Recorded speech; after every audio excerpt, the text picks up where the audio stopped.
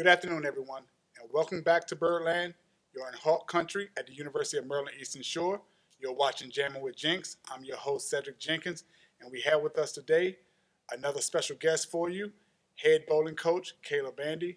Hello, Kayla. How are you doing? Good. How are you, Coach? Thank you for taking time to talk to us today. I just want to talk to you a little bit about you were hired here 2 years ago.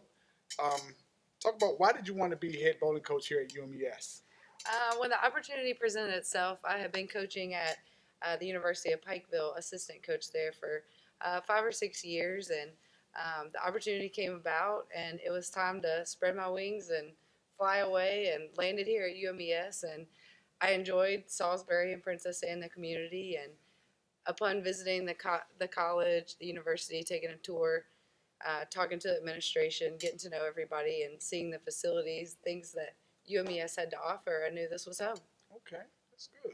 Now, when you arrived here on campus, knowing that the bowling program had been very successful, winning national championships, things of that nature, did you feel pressure that you had to accomplish this, being the head coach? Well, coming into it, obviously UMES is well known throughout the country for their national titles in the bowling world. But just as every coach kind of takes on the head coach position, whether it be a first time coach or taking over a program just in general, there's always pressure to succeed, I feel like. With that being said, I think that the things that made UMES successful over the years are still here. Coach Bromell had a large part in making sure that the reason why they were successful over the years could still be there for years and years to come. So I think that, yes, the pressure to succeed is there, but I feel like things like having a great facility, having great programming through the academics, and so on, those type of things are still here that make the program successful. And I feel like those are kind of the things that will keep the program successful, and the pressure really wasn't there because those things, the foundation is there for success. Okay, so now being here 2 years, well, winning championships came natural to you because you won MEAC conference championships. So did you feel relieved, or there wasn't any pressure at all once the championship was won? Oh, that the first MEAC championship was obviously a major relief. We went there and FAMU put up a fight for us not to take home that championship, but we weren't having it. Okay. So we brought that championship home, and that was a kind of a major relief because your first title's kind of underneath your belt. But it was just a relief that, we put in all this time, all this effort, a lot of practice, and it really kind of told the girls, if I do what I'm supposed to do, put in the time, good things happen. So that's where the relief came, so to speak, with the championship. And how did you feel personally being the head coach? What were your feelings after winning the championship? After winning the MEAC championship, my thought process was, all right, now it's time to go win a national title. So it was good practice to set ourselves up. It gave the girls a lot of TV exposure, if you will. It's a lot different competing when there's big lights shining on you and the pressure's there to win a championship. So as a coach, it was kind of a preparatory course, so to speak, for the national championship. Last year we made it to the Final Four, so we didn't get the opportunity to compete for the national title. But we have 4 seniors back this season who are obviously bringing forward that experience from that MEAC championship last year, and hopefully this year as well. Okay, cool. Well, that was going to lead into my next question. How do you feel you would do this year? What are your expectations? Obviously to win a national title, no doubt. The girls have what it takes. We have 4 seniors who are, as I mentioned, very hungry from last season, making it to the Final Four, and kind of a tough loss, so to speak, against Sam Houston State last year. So they know what it takes to get there now, and we have 2 freshmen who came in this year. One, a true freshman out of New York, who the last few tournaments have really stepped up. She worked hard over the winter break to work on her physical game. So she's had a good start to the second half so far, so I expect nothing but excellence in the next semester. Family. Talk a little bit about the character of your team that you have with you now. The girls they work really hard on and off the lanes. In the classroom, they know that that's most important, and that carries over to the lanes as far as competing. They all live with one another in the dorms, so I think that carries over to kind of how they compete and how they work. They understand that our bowling isn't the only thing that defines us. Our character is kind of a large part in that, and it's all about becoming a good person while they're here at UMES. So you're watching Jammin with Jenks at the University of Maryland Eastern Shore. Cool. All right, so Kayla, tell us a little bit about what do you want your national audience to know about your program that they may not already know about you all? I think obviously our UMES family knows about all of our national titles and the good things as far as the MEAC championships and national titles. But one of the major things that I feel like our audience doesn't really get to see is our facility. And as you can see behind us, the facility is amazing. Our competition doesn't always have this type of facility to practice in, to compete in. So I'm super grateful for the opportunity to have this facility here. And this is truly where champions are made here at the Sharon Brumell bowling lanes that you see. Yeah, this is a very beautiful facility, as you Yes. just mentioned. I really enjoy it. I haven't had an opportunity in some time to be over here and bowl. Yes. I used to. I need to get back over here and see if I still got it or not. Yes. Talk to us a little bit about your the bowling team's motto and your brand and pray harder, squawk louder. Right.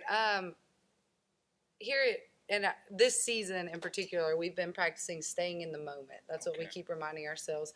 Staying in the moment, making sure what are you doing right now to get to the national championship? What are you Okay. doing right now to win on and off the lanes? Is there something that you're doing in the classroom? Are you flying higher? Are you praying harder? Those type of things, we need to make sure that we're staying in the moment to do what we need to do for the next moment, so to speak. Now, your team has excelled in the classroom, as you just mentioned, talking about academic work. Talk a little bit about the success of the program in the classroom. As I mentioned earlier, our programming here at UMES, I think that obviously the bowling program has been super successful in the classroom. Several Elite 89 representatives, which is a huge accomplishment in itself. But I think a lot of that comes from having an academic coach. We have an academic coach on the bowling team, Talara Campbell, former basketball player, who works and monitors the students fairly closely, making sure that they're doing their study hall hours, making sure they're going to class. She kind of works with them as far as maintaining a certain standard with the girls that they must keep. And I think we keep a pretty high standard, so that kind of shows in how the girls perform. All right.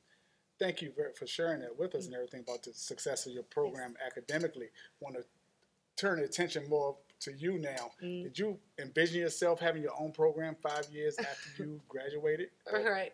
Well, back in high school when you do those 5-year plans, 10-year plans, and 20-year plans, I don't think being a coach was even my plan when I was in high school. I was always really passionate about bowling, but I never dreamed that I'd have the opportunity to actually make a living out of it. And it's truly been an honor to be a coach here at UMES and the opportunity that the school in general has given me to pursue not only bowling, but to make it a career and help girls further their education while they're exploring their passion for bowling as well. So it's been really cool, but never would I have dreamed of having my own program 5 years later. But again, when I graduated, I was assistant coach for Ron Dameron, who taught me a lot about what it takes to be a coach. And when the opportunity came about, he said, it's time. Like, you've prepared for this for 5 or 6 years. So this is an opportunity of a lifetime. Go do it, So it's turned out really great. I really enjoyed it. It's good to have the support like that behind you to push you to what your goal is. Talk a little bit about before being a head coach. Now you were a very successful bowler. Talk a little bit, what type of bowler were you? For the most part, throughout my career, I was a leadoff bowler, which means I bowled first. I was kind of the more consistent player. Coach put a lot of responsibility on me to carry the team as far as not focusing so much on myself and kind of how to make a team, which I think is really what has helped me into being a coach, because I carried those same things that my coach taught me forward into building a team. So I guess I was an All-American for 4 years, but I was more of a leadoff bowler. I was never ever like the anchor bowler who struck out for the match, that type of player. But again, I think because of that role that I played on the team, it's really helped me as a coach. And how did it feel when you won the national title as a player? That moment was probably one of the best bowling moments of my life as far as things to fall back on. In that moment, my teammates and my coach, our fans, all of our parents there were at the national championship. And in that moment, we were on top of the world. Like, there was no other focus. There was no other thought in our mind other than just winning that national championship. And I really can't wait to experience that as a coach with the girls, hopefully this season. Now, talk to us a little bit about when did you fall in love with the game? when did you knew that this is what you wanted to do? All right. Um, I grew up bowling. My parents were good friends with the people that own the bowling center in my hometown. Okay. It was just kind of bowling for fun. And then one day somebody said, hey, you should take your daughter to this competition that's a qualifier to make Team USA, Junior Team USA. And my mom's like, what? Well, we traveled across country and I made junior team that year. 2 years in a row, I got the opportunity to compete for my country. And I think going to training camp at Colorado Springs was really the moment where uh, it really dawned on me that, wow, bowling is really cool. I'm getting to represent my country and all over the world, meeting all kinds of new people. So this is really what I want to do.